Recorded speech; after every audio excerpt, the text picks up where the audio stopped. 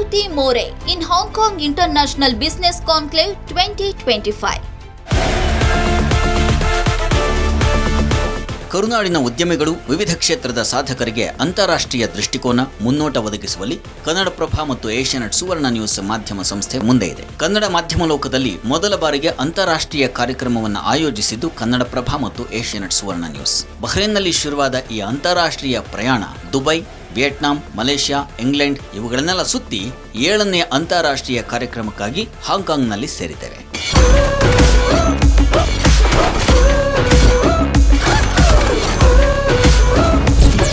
Smart key international ಸಹಯೋಗದಲ್ಲಿ ಕನ್ನಡಪ್ರಭ ಮತ್ತು Asianet Suvarna news ವತಿಯಿಂದ ನಡೆದ ಹಾಂಗ್ಕಾಂಗ್ ಇಂಡಿಯಾ ಅಂತಾರಾಷ್ಟ್ರೀಯ ಬಿಸಿನೆಸ್ ಕಾಂಕ್ಲೇವ್ಗೆ ಮೈಸೂರಿನ ಪ್ರಾದೇಶಿಕ ದಿನಪತ್ರಿಕೆ ಪ್ರತಿನಿಧಿ ಕೂಡ ಕೈಜೋಡಿಸಿತು.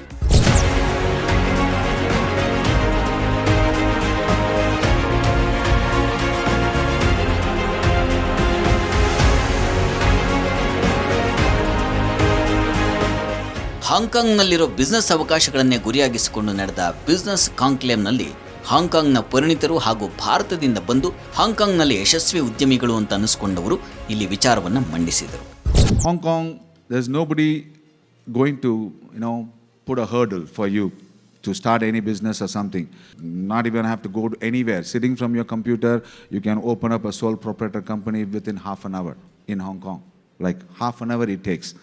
Without even coming here, you can run the businesses. You don't need the visa to come here and start your business. You don't need to do business in Hong Kong to have a company here. You can do anywhere, point A to point B, but run the business via Hong Kong. So we have the residential care, which means the elders stay in an institute or an elderly home kind of 24/7.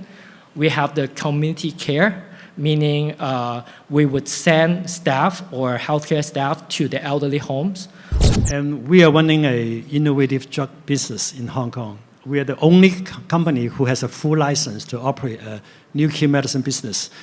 Full license means we have the license to manufacture, to storage, to transport, also to commercialization of it.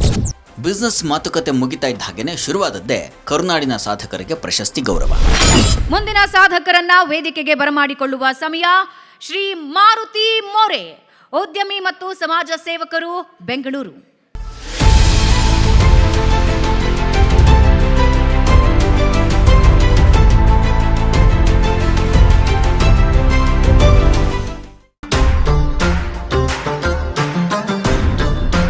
ಬೆಂಗಳೂರಲ್ಲಿ ನಡೆಯೋ ದೊಡ್ಡ ಕಾರ್ಯಕ್ರಮದಲ್ಲಿ ಇವರು ಇರ್ತಾರೆ. ಅಷ್ಟೇ ಯಾಕೆ, Chinnaswamy ಸ್ಟೇಡಿಯಂನಲ್ಲಿ current ಕೈ ಕೊಟ್ರೆ ಈ ಪವರ್ ಸ್ಟಾರ್ ಹಾಜರಾಗ್ತಾರೆ. ವಿಜಯಪುರ ಜಿಲ್ಲೆ ಚಡಚಣ ತಾಲೂಕಿನ ಕಾತಾಳ ಗ್ರಾಮದ ಭೀಮಾರಾವ್ ಹಾಗೂ ಶಾಂತಾಬಾಯಿ ಅವರ ಪುತ್ರರಾದ ಮಾರುತಿರಾವ್ ಮೋರೆ ಈಗ ಬೆಂಗಳೂರಿನ ದೊಡ್ಡ ದೊಡ್ಡ ಇವೆಂಟ್ಗಳ ಪಾಲಿನ ಬೆಳಕು. 1994ರಲ್ಲಿ ಉದ್ಯೋಗ ಅರಸಿ ಬೆಂಗಳೂರಿಗೆ ಬಂದ ಮಾರುತಿರಾವ್ ಕಿರ್ಲೋಸ್ಕರ್ನಲ್ಲಿ ತರಬೇತಿ ಪಡೆದ್ರು. ನಂತರ ಕೆಲ ಕಾಲ ಅಶೋಕ್ ಲೇಲ್ಯಾಂಡ್ ನಲ್ಲಿ ಕೆಲಸ ಮಾಡಿ ಜನರೇಟರ್ ರಿಪೇರಿ ಅಂಗಡಿ ತೆರೆದ್ರು. ಸ್ವಲ್ಪ ದಿನದ ನಂತರ ಬಾಡಿಗೆಗೆ ಜನರೇಟರ್ ಕೊಡುವ ಕೆಲಸ ಶುರು ಮಾಡಿದ್ರು. 2003ರಲ್ಲಿ ಬಿಎಂಎಸ್ ಡೀಸೆಲ್ ಸಿಸ್ಟಮ್ಸ್ ಎಂಬ ಕಂಪನಿ ತೆರೆದು ಮೊಬೈಲ್ ಜನರೇಟರ್ ಕೊಡಲು ಶುರು ಮಾಡಿ 2007ರಲ್ಲಿ ಇದನ್ನೇ BMS India diesel systems private limited ಆಗಿ ಪರಿವರ್ತಿಸಿದ್ರು. ಈಗಿದು 120 ಜನರೇಟರ್ ಗಳನ್ನ ಹೊಂದಿರುವ ಕಂಪನಿಯಾಗಿದೆ.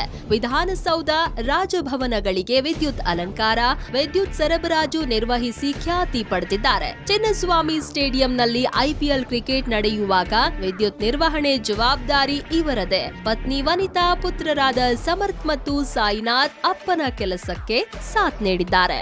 ಇವರ ಕಂಪನಿಯ ಕೆಲಸದಲ್ಲಿ ಪ್ರಕಾಶ್ ಜಾಧವ್ ಮ್ಯಾನೇಜರ್ ಆಗಿ ಕಾರ್ಯನಿರ್ವಹಿಸ್ತಾ ಇದ್ದು, ಮಾರುತಿರಾವ್ ಮೋರೆಯವರ ಜೊತೆಯಾಗಿ ಕಂಪನಿ ನಡೆಸ್ತಾ ಇದ್ದಾರೆ.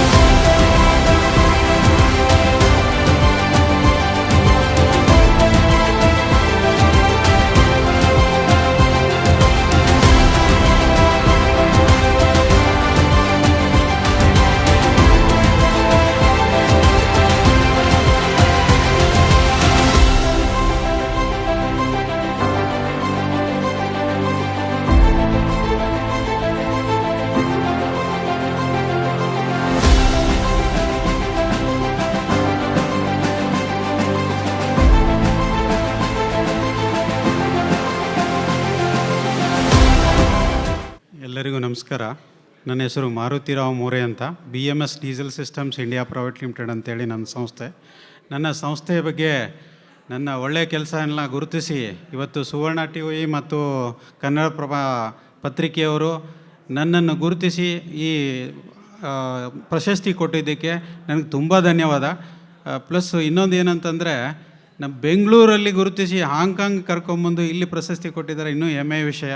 ಯಾಕಂತಂದರೆ ನಾವು ಒಂದು ಹಳ್ಳಿಯಿಂದ ಬಂದು ಇಲ್ಲಿ ಈ ಮಟ್ಟಕ್ಕೆ ಬಂದಿದ್ದೀವಿ ಅಂದರೆ ಅದು ಸುವರ್ಣ TV ಮತ್ತು ನಮ್ಮ ರವಿ ಹೆಗ್ಡೆ ಸರು ಅವ್ರ ಟೀಮ್ಗೆ ತುಂಬ ಧನ್ಯವಾದಗಳು. Thank you. ಮಾತುಕತೆ, ಪ್ರಶಸ್ತಿ ಜೊತೆಗೆ ಪ್ರವಾಸಿ ತಾಣಗಳ ಸುತ್ತಾಟ. ಮಕಾವೋ ದ್ವೀಪವನ್ನು ಸುತ್ತಿ ಬಂದಿತ್ತು ನಮ್ಮ ತಂಡ.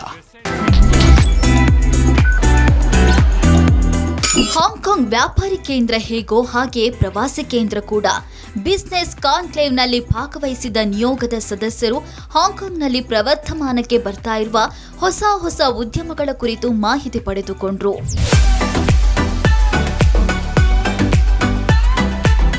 ತಂಡ ಮೊದಲು ಪ್ರವಾಸ ಹೊರಟಿದ್ದು ನಾಂಗ್ಪಿಂಗ್ ಹಳ್ಳಿಗೆ. ಅದೊಂದು ಸುಂದರವಾದ ಹಳ್ಳಿ. ಅಲ್ಲಿಗೆ ಕೇಬಲ್ ಕಾರ್ ಮೂಲಕ ಹೋದೆವು. ಕೇಬಲ್ ಕಾರ್ ಮೂಲಕ ಹೋಗ್ತಾ ಇದ್ರೆ ಮಂಚು ಕಟ್ಟಿದ ಬೆಟ್ಟ ಸಾಲು, ಹಿನ್ನೆಲೆಯಲ್ಲಿ ಹಬ್ಬಿರುವ ಹಾಂಗ್ಕಾಂಗ್ ಮಹಾನಗರ. ಸುಮಾರು 40 ನಿಮಿಷಗಳ ಕೇಬಲ್ ಕಾರ್ ಪ್ರಯಾಣ. ಅಲ್ಲಿಂದ ಬೆಟ್ಟದ ತುದಿ ಏರಿದ್ರೆ ಮಂದಸ್ಮಿತ ಬುದ್ಧ, ಅದರ ಎದುರಿನಲ್ಲೇ ಪೋಲಿನ್ ಬುದ್ಧ ವಿಹಾರ.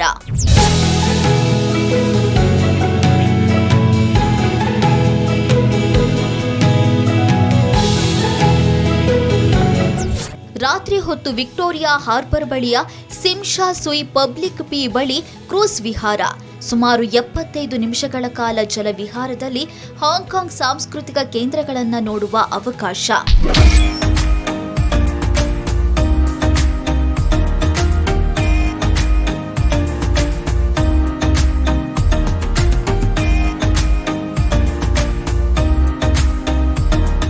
ವಿಕ್ಟೋರಿಯಾ ಹಾರ್ಬರ್ ನಂತರ ನಾವು ಹೋದದ್ದು ವಿಕ್ಟೋರಿಯಾ ಪೀಕ್ ಎಂಬ ಎತ್ತರದ ಜಾಗಕ್ಕೆ. ನಮ್ಮ ನಂದಿ ಬೆಟ್ಟದಂತಿರುವ ಪೀಕ್ಗೆ ಹೋಗೋದಕ್ಕೆ ಟ್ರಾಮ್ ವ್ಯವಸ್ಥೆ ಇದೆ. ಲಂಬವಾಗಿ ಟ್ರಾಮ್ ಬೆಟ್ಟ ಹತ್ತುತ್ತಾ ಇದ್ರೆ ನಮ್ಮ ಕಣ್ಣಿಗೆ ಹಾಂಗ್ಕಾಂಗ್ ನಗರದ ಗಗನ ಚುಂಬಿಗಳು ಕಾಂಕ್ರೀಟ್ ಕಾಡಿನಂತೆ ಕಾಣುತ್ತಿರುತ್ತವೆ.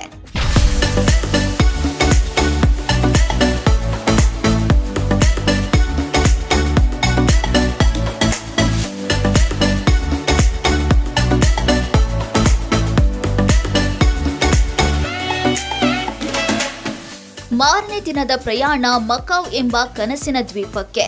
ಹಾಂಗ್ಕಾಂಗ್ಗಿಂತ ಮಕಾವ್ ಆಕರ್ಷಕ.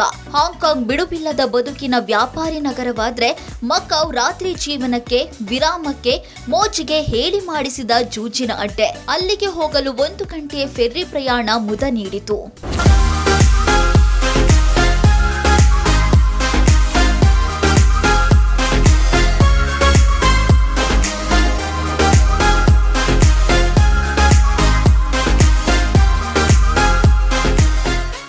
ಇದರೊಂದಿಗೆ ಈ ಬಾರಿಯ ಕನ್ನಡಪ್ರಭ ಮತ್ತು Asianet Suvarna news presents Hong Kong India business conclave 2025 ಮುಗಿಸುವ ಸಮಯ. ಮತ್ತೊಮ್ಮೆ ಮತ್ತಷ್ಟು ಸಾಧಕರೊಂದಿಗೆ ನಿಮ್ಮನ್ನ ಭೇಟಿಯಾಗ್ತೀವಿ. ನೇರ, ದಿಟ್ಟ, ನಿರಂತರ ಸುದ್ದಿಗಾಗಿ ನೋಡ್ತಾ ಇರಿ ಏಷ್ಯಾನೆಟ್ ಸುವರ್ಣ ನ್ಯೂಸ್.